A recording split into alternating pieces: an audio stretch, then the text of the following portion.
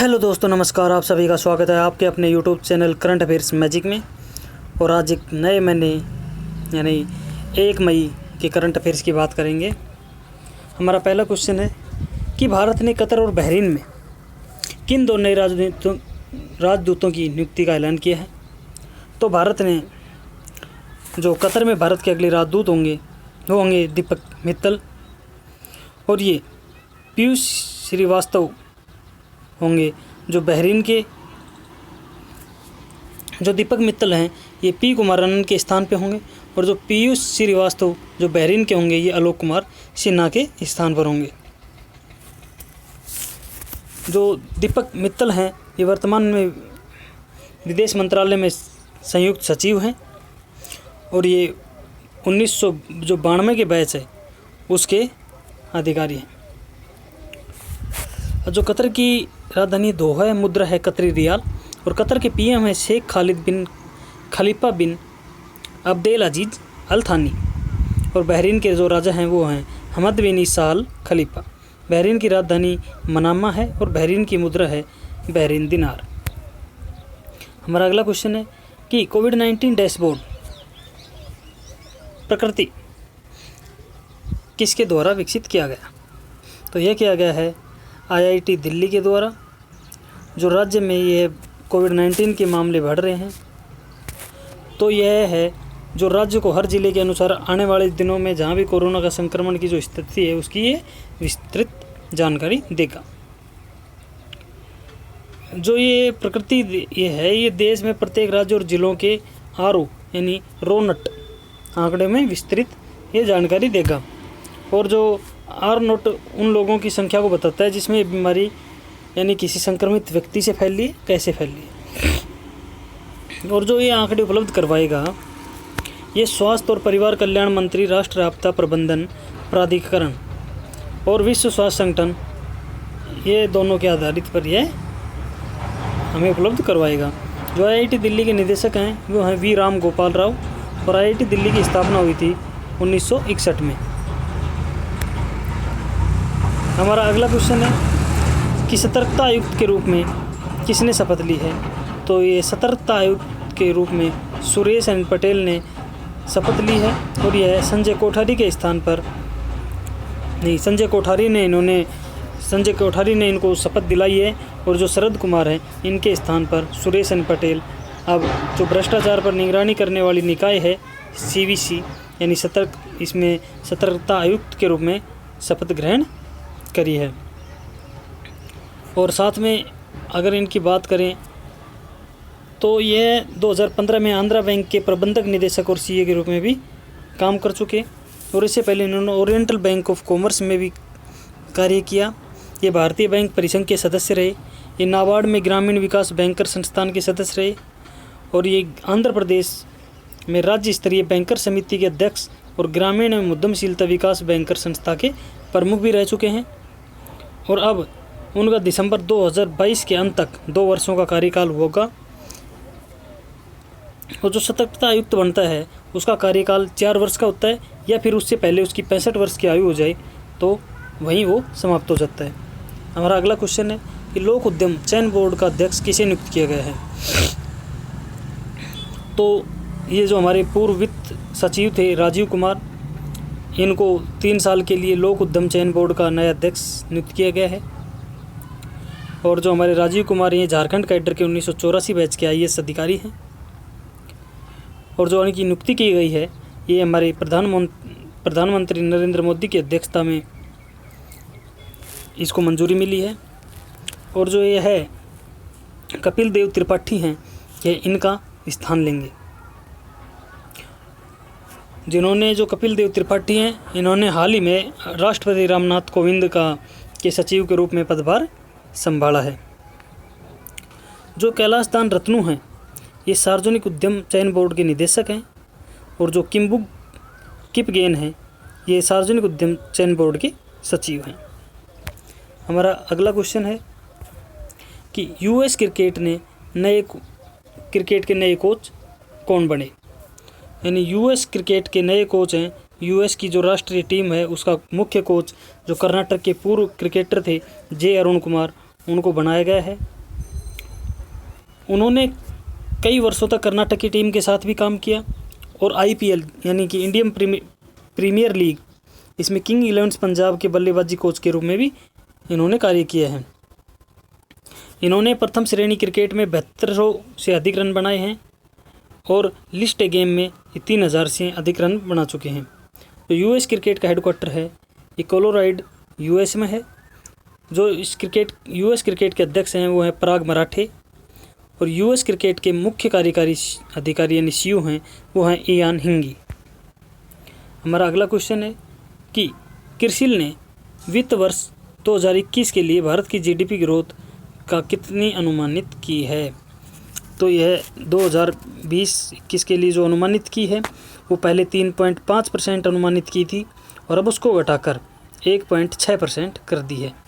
जो Bharat rating and agencies हैं उन्होंने पहले 3.6% अनुमानित की थी और उन्होंने भी घटाकर 1.9% कर दी है, क्योंकि जो कोविड-19 चल रहा है तो इसके अंदर इसको नियंत्रित करने के लिए, महामारी को नियंत्रित करने के लिए जो लॉकडाउन लगाया गया है तो उसके कारण बहुत से प्रभाव पड़ रहे हैं और लगभग 10 लाख करोड़ रुपए प्रति व्यक्ति में 7,000 रुपये का नुकसान होने का अनुमान लगाया जा रहा है। जो क्रिसिल के CEO हैं वो हैं आशु सुयस और क्रिसिल के मुख्य अर्थशास्त्री हैं धर्मकीर्ति जोशी और क्रिसिल का मुख्यालय है मुंबई में। हमारा अगला क्वेश्चन है कि NDB ने किस राज्य को ऊर्जा क्षेत्र में सहयोग करने के लिए $346 मिलियन के ऋण की मंजूरी दी है। तो एशियन डेवलपमेंट बैंक यानी ADB है जो ऊर्जा क्षेत्र में कार्य के लिए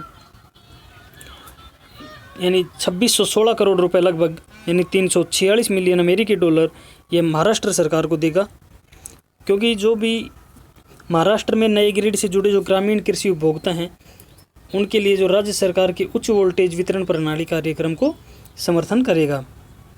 जो ADB के अध्यक्ष हैं वो हैं मात्सुग असाकावा और इसकी स्थापना हुई थी 1966 में।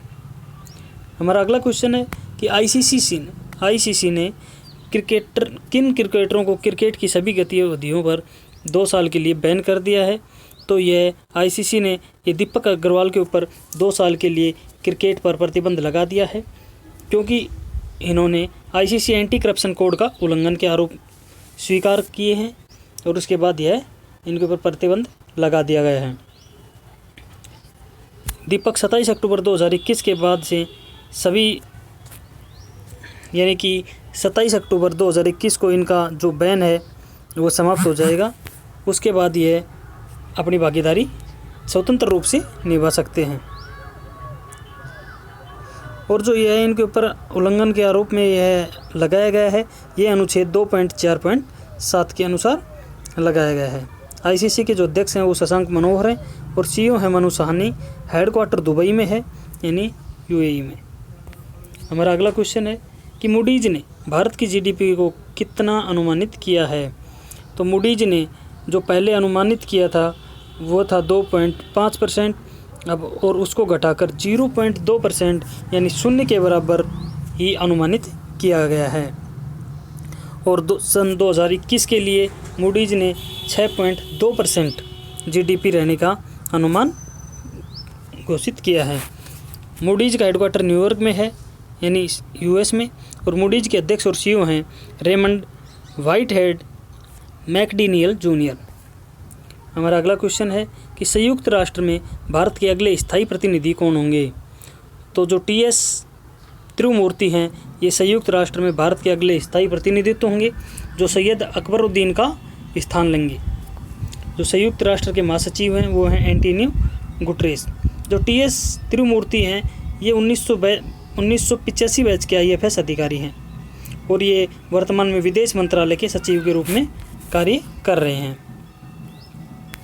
हमारा अगला क्वेश्चन है कि PNB हाउसिंग फाइनेंस लिमिटेड के अंतरिम प्रबंधक निदेशक और मुख्य कार्यकारी अधिकारी के पद पर किसे नियुक्त किया गया है। तो वो है किया गया है नीरज व्यास को, जो संजय गुप्ता का स्थान लेंगे। जो SS मल्लिकार्जुन राव है वो पंजाब नेशनल बैंक के अध्यक्ष हैं और जो सुनील मेहता हैं वो हैं पंजाब नेशनल बैंक के चेयरमैन। पंजाब नेशनल बैंक में हाउसिंग फाइनेंस लिमिटेड अलग चीज़ है जो बैंक से अलग है।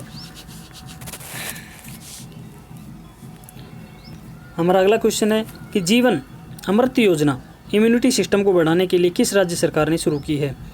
तो जो कोविड-19 के चलते जीवन अमृत योजना ये मध्य प्रदेश सरकार ने शुरू की है और इसके अंदर जो आयुष यानी कि आयुर्वेद, योग और प्राकृतिक चिकित्सा, यूनानी, सिद्ध और होम्योपैथिक विभाग द्वारा एक जो ये चूर्ण आपको दिख रहा है ये चिरकुट चूर्ण है जो पीपल, अदरक और काली मिर्च के से बनाया गया है। ये कोरोना संक्रमण वाले क्षेत्रों के अंदर सभी नागरिकों को निःशुल्क वितरित किए जाएंगे। यहाँ 1 करोड़ लोगों को ये वितरित किया जाएगा और 50 ग्राम का ये एक पैकेट है। इसको 1 करोड़ लोगों में वितरित करने का लक्ष्य रखा गया है। जो मध्य प्रदेश के मुख्यमंत्री हैं वो शिवराज सिंह चौहान हैं और मध्य प्रदेश की राजधानी भोपाल और यहाँ के राज्यपाल हैं लालजी टंडन। हमारा अगला क्वेश्चन है कि इंटरनेशनल जैज डे किस दिन मनाया जाता है? तो इंटरनेशनल जैज डे यह 30 अप्रैल को मनाया जाता है और इस दिन मनाए जाने का इसका उद्देश्य होता है कि शांति, एकता, लोगों के बीच में संवाद और सहयोग बढ़ाने और एक शैक्षिक साधन के रूप में जैज की खूबियों के बारे में दुनिया भर में जागरूकता पैदा करना। और इसका यह 9वां संस्करण था। जो अभी 2020 में अंतर्राष्ट्रीय जैज दिवस मनाया गया है यह ऑनलाइन मनाया गया है और इस उत्सव की जो मेज़बानी है वो हर्बी हैनकॉक द्वारा की गई है। जो हर्बी हैनकॉक हैं वो यूनेस्को के सद्भावना राजदूत हैं और अंतर्राष्ट्रीय स्तर पर ट्रेपरेट बजाने के लिए प्रसिद्ध band leader James Morrison jazz संगीत के इतिहास और कलात्मक यानी उसकी कला की खोज करने वाले एक मास्टर की क्लास का नेतृत्व भी करते हैं। अब जो अंतर्राष्ट्रीय जैज दिवस है हम इसका इतिहास देखें तो ये संयुक्त राष्ट्र संगठन या वैज्ञानिक और सांस्कृतिक संगठन है जो यूनेस्को, उसने 30 अप्रैल 2011 को यह मनाने का फैसला लिया था। जो यूनेस्को के महानिदेशक हैं ये हैं ऑड्रे अजोले और यूनेस्को का गठन 4 नवंबर 1946 को हुआ था और यूनेस्को का जो हेडक्वार्टर है वो पेरिस, फ्रांस में है। आयुष्य भारत दिवस कब मनाया जाता है? तो आयुष्य भारत दिवस ये 30 अप्रैल को मनाया जाता है और इस दिन का उद्देश्य होता है कि जो सामाजिक, आर्थिक, जाति जनगणना डेटाबेस के आधार पर देश के जो दूर दराज के क्षेत्र में किफ़ायती चिकित्सा जो सुविधाएं हैं उनको बढ़ावा देना और साथ ही जो गरीब हैं और जो इनका लक्ष्य होता है कि जो गरीबों के स्वास्थ्य और कल्याण के लिए भी कार्य करना, उनको बीमाओं का लाभ प्रदान करवाना। जो यह दिन है इसको 30 अप्रैल को ही इसको शुरू किया गया था। PMJY यानी प्रधानमंत्री जन आरोग्य योजना के रूप में भी इसे जाना जाता है और हमारे PM नरेंद्र मोदी द्वारा ये वर्ष 2018 में जो गरीब हैं उनको प्रतिवर्ष 5 लाख रुपए प्रति परिवार के कवर के साथ और भी लाभ प्रदान करना शुरू किया था। और यह शुरू किया गया था हमारी स्वास्थ्य नीति की जो राष्ट्रीय स्वास्थ्य नीति है उसकी सलाह के ऊपर। और यह पहल है जो सतत विकास लक्ष्य और इसको कम होती जो प्रतिबद्धता है उसको पूरा करने के लिए शुरू की गई थी और जिसका उद्देश्य था लीव नो वन बिहाइंड यानी सबको साथ लेके चलना।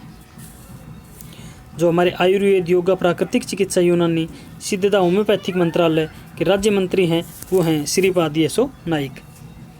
और हमारा लास्ट क्वेश्चन है आज का कि हाल ही में किस बॉलीवुड के स्टार अभिनेता का निधन हो गया है?